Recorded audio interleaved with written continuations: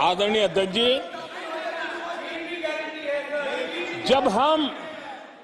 जब हम दुनिया की तीसरी बड़ी आर्थिक शक्ति बनकर के उभरेंगे कहते हैं, तो हमारे विपक्ष में बैठे कुछ साथी कैसा कुतर्क देते हैं। वो कहते हैं इसमें क्या है, ये तो अपने आप हो जाएगा। क्या कमाल है आप लोगों की। मोदी का क्या है, ये तो अपने आप हो जाएगी। मैं जरा सरकार की भूमिका क्या होती है इस सदन के माध्यम से देश को और विशेष करके देश के युवा मन को बताना चाहता हूं, देश की युवा शक्तियों को बताना चाहता हूं कि होता कैसे है और सरकार की भूमिका क्या होती है। आदरणीय अध्यक्ष जी, 10 साल पहले 2014 में फरवरी महीने में जो इंटरिम बजट आया था, उस समय कौन लोग बैठे थे आपको तो मालूम ही है, देश को ही मालूम है। जो 10 साल पहले इंटरिम बजट आया था,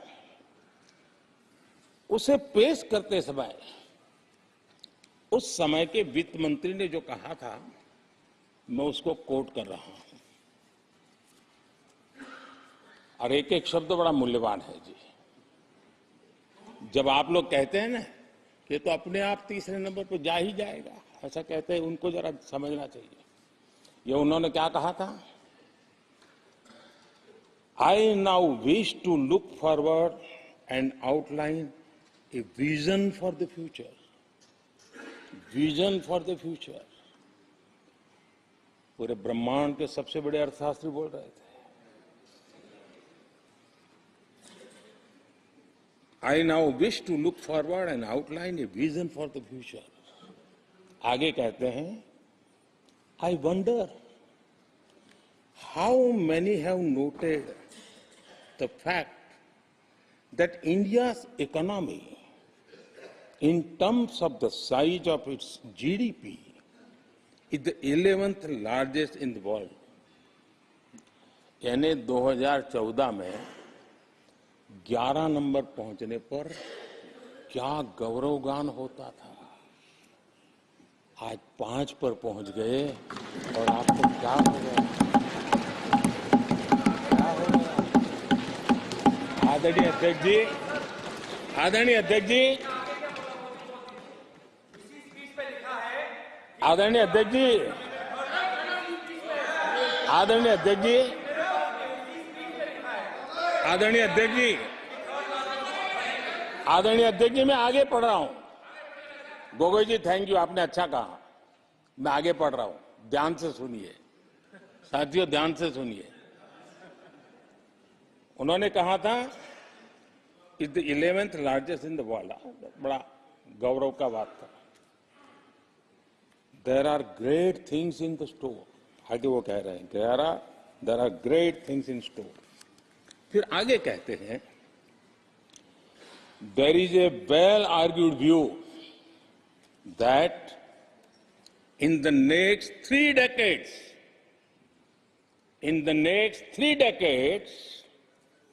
India's nominal GDP will take the country to the 3rd rank after the US and China.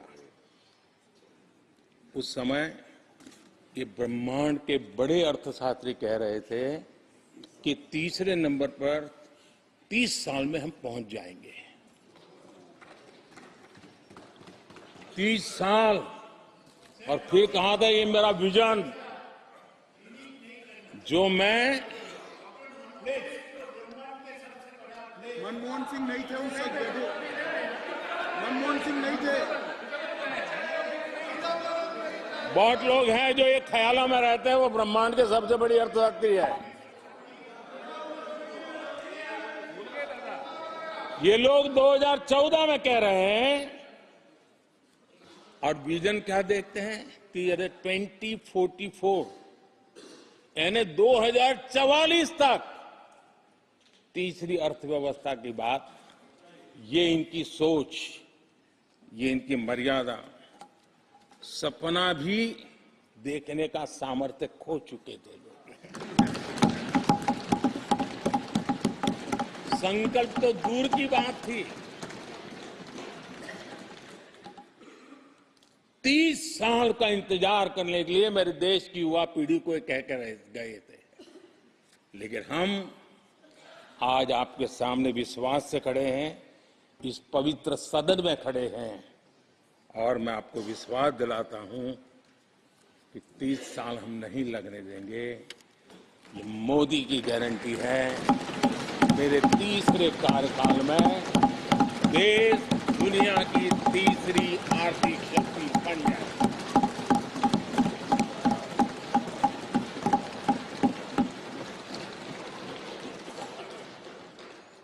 कैसे लक्ष्य रखते थे, इनकी सोच कहां तक जाती थी, दया आती है।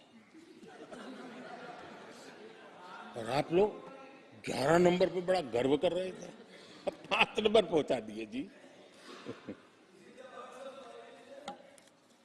लेकिन अगर 11 पर पहुंचने से आपको खुशी होती थी, तो 5 नंबर पहुंचने पर भी खुशी होनी चाहिए। देश 5 नंबर पर पहुंच जाए, आपको खुशी होनी चाहिए। इस बीमारी में फंसे पड़े हो। आदरणीय अध्यक्ष जी, भाजपा सरकार की काम करने की स्पीड, हमारे लक्ष्य कितने बड़े होते हैं, हमारा हौसला कितना बड़ा होता है, वो आज पूरी दुनिया देख रही है।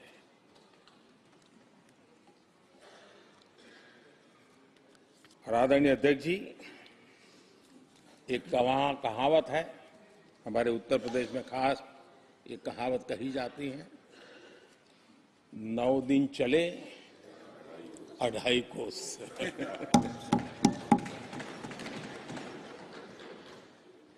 और मुझे लगता है कि ये कहावत पूरी तरह कांग्रेस को परिभाषित कर देती है। ये कांग्रेस की सुस्त रफ्तार, कांग्रेस की सुस्त रफ्तार का कोई मुकाबला नहीं। आज देश में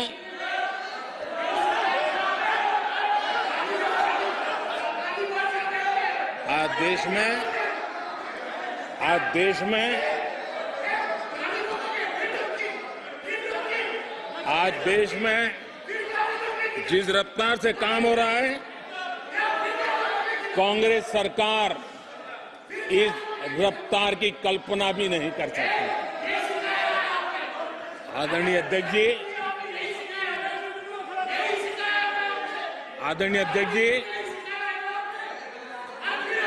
शहरी गरीबों के लिए हमने गरीबों के लिए 400 घर हमने गरीबों के लिए, आदरणीय अध्यक्ष जी, हमने गरीबों के लिए 4 करोड़ घर बनाए।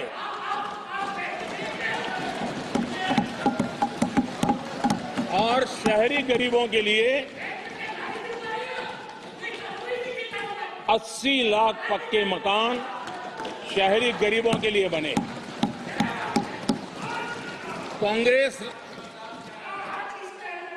अगर कांग्रेस की रफ्तार से घर बने होते तो क्या हुआ होता, मैं इसका हिसाब लगाता हूं।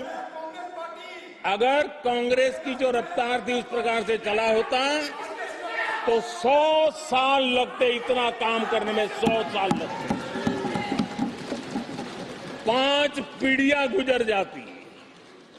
आदरणीय अध्यक्ष जी, 10 वर्ष में 40,000 किलोमीटर रेलवे ट्रैक का इलेक्ट्रिफिकेशन हुआ। अगर कांग्रेस की रफ्तार से देश चलता, इस काम को करने में 80 साल लग जाते। एक प्रकार से 4 पीढ़ियां गुजर जाती। आदरणीय अध्यक्ष जी, हमने 17 करोड़ अधिक गैस कनेक्शन दिए। ये मैं 10 साल का हिसाब दे रहा हूं।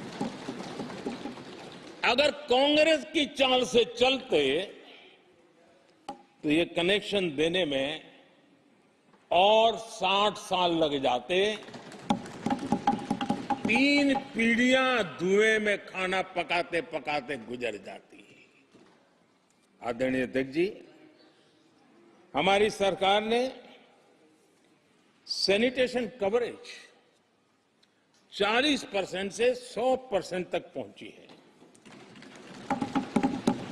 अगर कांग्रेस की रफ्तार होती तो ये काम होते होते 60-70 साल और लगते और कम से कम 3 पीढ़ियां गुजर जाती, लेकिन गारंटी नहीं होता कि नहीं होता। TSA लैब न्यूज से मैं हूं आपके साथ संपादक अशोक कुमार झा। फिर मिलेंगे आपसे बेहतरीन और ताजा खबरों के साथ।